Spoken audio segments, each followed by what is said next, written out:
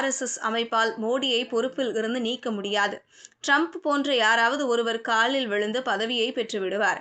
பதவி இல்லாமல் அவரால் ஒரு நிமிடம் கூட இருக்க முடியாது. நாடாளுமன்றத்திற்கு பதில் சொல்ல வேண்டியதில்லை. பத்திரிகையாளர்களை சந்திக்க வேண்டியதில்லை. மக்கள் நலத்திட்டங்களை போட வேண்டியதில்லை. ராமனுக்கு கோவில் கட்டினாலும் பொண்டாட்டி இல்லாமல் போவார். இந்த சந்தோஷம் எல்லாம் பதவியை விட்டு போனால் கிடைக்குமா? RSS அமைப்பின் சித்தாந்தமே அதுதான். கல்யாணமும் செய்யக்கூடாது.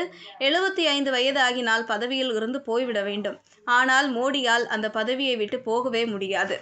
யாரையாவது பிடித்து பதவியை வாங்கி விடுவார். அவர் எதையாவது செய்து மோகன் பகவத்தை வெளியே அனுப்ப பார்ப்பார். அமித்ஷாவுக்கும் 75 வயதாக போகிறது.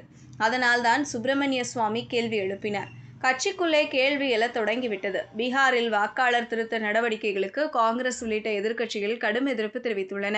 தேர்தல் ஆணையம் பாஜகவுக்கு ஆதரவாக செயல்படுவதாக குற்றச்சாட்டு எழுந்துள்ளது. திமுக கூட்டணியில் உள்ள அனைத்து கட்சிகளும் மக்களை சந்திக்கிறார்கள். நாடு முழுக்க தேர்தல் நேர்மையாக நடந்தால் ஒரு இடத்தில் கூட பாஜக வராது. மோடி தோற்பார். டெபாசிட் வாங்கினால் பெரிய விஷயம்.